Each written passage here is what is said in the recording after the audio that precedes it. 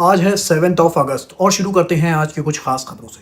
दोस्तों, ईरान के president Masood Pezeshkian आज प्रेस से बात कर रहे थे और प्रेस से बात करते हुए उन्होंने कहा कि जो हमारी नेबरिंग कंट्रीज़ हैं, उनसे हमारे रिश्ते पहले से ज़्यादा बेटर हो गए हैं। दोस्तों, ये आपको सुन के बड़ा अटपटा सा लग रहा होगा, लेकिन मैं आपको बता दूँ मसूद पेज़ेश्कियान ने ऐसा क्यों कहा है। मसूद पेज़ेश्कियान ने कहा कि अब नेबरिंग कंट्री ये धीरे-धीरे समझती जा रही हैं कि उनके लिए खतरा क्या है। दोस्तों, जैसे कुवैत और कतर से और बहरीन से ये आवाज़ें उठने लगी हैं कि अमेरिका का बेस हमारे यहाँ नहीं रहेगा और ये जो ईरान हमारे ऊपर हमला कर रहा था, ये बेस की वजह से ही कर रहा था। और मैं आपको बता दूँ, डोनाल्ड ट्रंप ने कहा था कि हम ईरान के ऊपर एक बड़ा अटैक करने वाले थे, लेकिन हमको सऊदी अरब ने ये अटैक करने से रोक दिया और इसके पीछे की भी एक वजह है। अगर अमेरिका ये अटैक करता तो फिर ईरान रिटेलिएट करते हुए, जैसे ईरान ने कहा था कि हम अक्रॉस द रीजन जितनी भी एनर्जी साइट्स है उसको टारगेट करेंगे, तो सऊदी अरब ने भी ये सोचा कि अमेरिका अगर इस तरह हमला करेगा तो ईरान भी रिटेलिएट करेगा। और जो सबसे अच्छा तरीका है वो ये है कि डिप्लोमेसी को बीच में लाया जाए, बातचीत से ये मसले को सॉल्व करा जाए।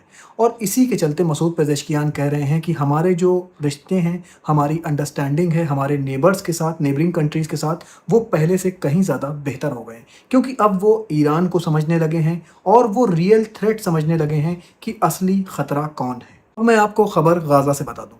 दोस्तों, 2025 के बाद से, जब से गाज़ा के अंदर सीज़ फायर अनाउंस हुआ था, तब से लेकर अब तक बताया ये जा रहा है कि जो इज़राइल ने स्ट्राइक किया है गाज़ा के अंदर, उसमें लगभग 300 बच्चों के मारे जाने की खबर है। जो मैं आपको डेटा बता रहा हूँ, ये सिर्फ़ बच्चों की डेथ का है। जो बड़ों की डेथ का डेटा है, वो अलग है। और टोटल जो फ़िलिस्तीन में अब तक लोग मारे गए हैं, वो लगभग 74,000 हैं और जो घायल हैं, वो लगभग 1,75,000 के करीब है। दोस्तों, ये एक बहुत बड़ा आंकड़ा। अब मैं आपको बता दूं, गाज़ा के अंदर डोनाल्ड ट्रंप ने जो एक बोर्ड ऑफ पीस का प्लान बनाया था, जिसके तहत बताया गया था कि इज़राइल की फ़ोर्स गाज़ा से बाहर चली जाएगी और जो दूसरे कंट्रीज़ की फ़ोर्स है, वो गाज़ा के अंदर जो चीज़ें हैं वो कंट्रोल करेगी। लेकिन अब बताया ये जा रहा है कि गाज़ा के अंदर से इज़राइल ने निकलने से साफ मना कर दिया है। इसके चलते 8 कंट्रियों ने इस बात को कंडेम किया है, जिसमें मैं आपको बता दूं, यूएई, कतर, सऊदी अरब, पाकिस्तान, इजिप्ट, जॉर्डन और इंडोनेशिया, टर्की शामिल हैं। इन्होंने कहा है कि ये जो बोर्ड ऑफ पीस का प्लान है अमेरिका का, जो कि गाज़ा की सारी चीज़ों को सुधार सकता है, उस बोर्ड ऑफ पीस के प्लान को ख़राब करने का काम कर रहा है इज़राइल। जैसे कि सेनेटर हैं क्रिस वैन हॉलन, उन्होंने आज प्रेस से बात करते हुए कहा कि सूडान में आरएसएफ ने जो कत्लेआम किया है वो बयान करने लायक नहीं है और इसके पीछे था यूएई। दोस्तों, उन्होंने प्रेस के सामने डायरेक्ट कहा कि आरएसएफ को सपोर्ट हासिल था यूएई का, यूएई से उसके पास हथियार आते थे जिससे वो कत्लेआम करता था सूडान के अंदर, और अभी भी उसके पास हथियार आ रहे हैं। तो उन्होंने कहा कि मैं यूएसए की गवर्नमेंट से, डोनाल्ड ट्रंप और सिक्योरिटी ऑफ वॉर पीट हेग्सेथ से ये गुजारिश करूँगा कि यूएई को वेपन सेल करना बंद कर दें, क्योंकि यूएई को जो वेपन सेल करा जाता है उसमें से कुछ हिस्सा वो सूडान में आरएसएफ को भेजता है। इसका नतीजा ये होता है कि आरएसएफ सूडान के अंदर कत्लेआम फैला रहा है। अब मैं खबर आपको क्यूबा की बता दूं। दोस्तों, क्यूबा के अंदर बताया ये जा रहा है कि अमेरिका का CIA एक सीक्रेट ऑपरेशन चला रहा है, जिसके तहत बताया ये जा रहा है कि जितने भी पॉलिटिकल लीडर्स हैं क्यूबा के अंदर, उनको अपने कंट्रोल में लेना और क्यूबा की एक तरह से पूरा जो गवर्निंग सिस्टम है उसको चेंज कर देने का प्लान है। देखिए दोस्तों, इसमें क्या होता है, क्योंकि डोनाल्ड ट्रंप कई बार कह चुके हैं कि हमारा नेक्स्ट टारगेट जो है क्यूबा है और उसके बाद ग्रीनलैंड। ग्रीनलैंड को लेकर तो वो यहाँ तक कह चुके हैं कि मैं अपने ऑफिस छोड़ने से पहले, मतलब मेरा टेन्योर ख़त्म होने से पहले, ग्रीनलैंड यूएसए का हिस्सा होगा। इसके नतीजे में डेनमार्क ने इस बात पर एहतजाज किया था। अब मैं आपको खबर रशिया और यूक्रेन की बता दूं।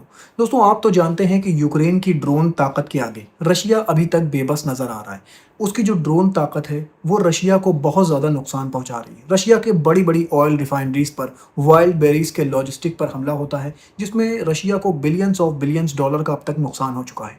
लेकिन बताया ये जा रहा है कि रशिया ने एक ऐसा वेपन बना लिया है जो यूक्रेन के ड्रोन को भी इंटरसेप्ट कर पाएगा रशिया। दोस्तों, ये देखिए, जो आप वीडियो में देख रहे हैं, ये एक तरह का जाल है जो कि ड्रोन के ऊपर पड़ता है और फिर ड्रोन वहीं पर नीचे गिर जाता है। देखना ये होगा कि रियल फाइट में ये वेपन कितना ज़्यादा कारगर रहता है। रशिया से एक और खबर निकलकर सामने आ रही है, जिसमें बताया जा रहा है कि नॉर्थ कोरिया के फौजी अब रशिया आ रहे हैं यूक्रेन से लड़ने के लिए और उनकी ट्रेनिंग भी स्टार्ट हो चुकी है।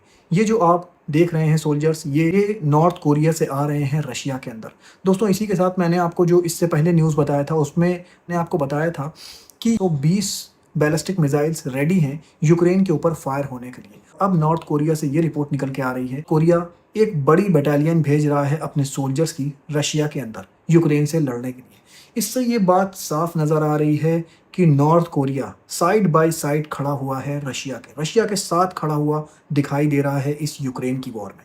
जैसे यूक्रेन के साथ नाटो खड़ा हुआ दिखाई दे रहा है, वैसे ही रशिया के साथ नॉर्थ कोरिया खड़ा हुआ दिखाई दे रहा है इस जंग में। मैं आपको यूएसए से एक खबर बता दूं, डोनाल्ड ट्रंप ने अपने कंट्री की मीडिया को कहा है वर्स्ट मीडिया, जिसमें उन्होंने नाम लिया है वॉल स्ट्रीट जर्नल का। उन्होंने कहा है कि ये एक बहुत वर्स्ट न्यूज़ एजेंसी है, और उन्होंने ये इसलिए कहा है क्योंकि कुछ दिनों से ये खबरें आ रही थी कि डोनाल्ड ट्रंप और पीट हेग्सेथ जो सेक्रेटरी ऑफ वॉर हैं, उनके बीच कुछ अच्छा नहीं चल रहा है, क्योंकि जो अमेरिका के पास वेपन्स ख़त्म हो गए हैं। तो डोनाल्ड ट्रंप कह रहे हैं हमला करने के लिए, पीट हेग्सेथ कह रहे हैं कि हमारे पास वेपन्स नहीं है। तो इसी बात को लेकर नोक-झोंक हो गई है डोनाल्ड ट्रंप और पीट हेग्सेथ के बीच।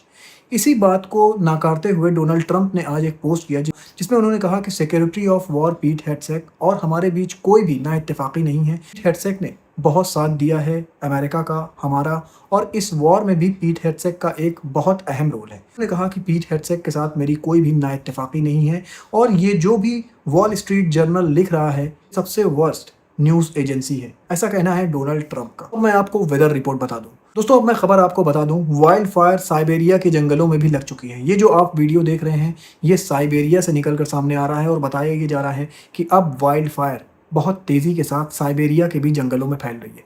दोस्तों, जिस तरह से ये वाइल्ड फायर पूरी दुनिया में हर जगह फैल रही है, दुनिया के हर बड़े बड़े जंगलों में ये वाइल्ड फायर लग रही है, इससे क्या हो सकता है, दुनिया भर में काफ़ी ज़्यादा गर्मी बढ़ सकती है।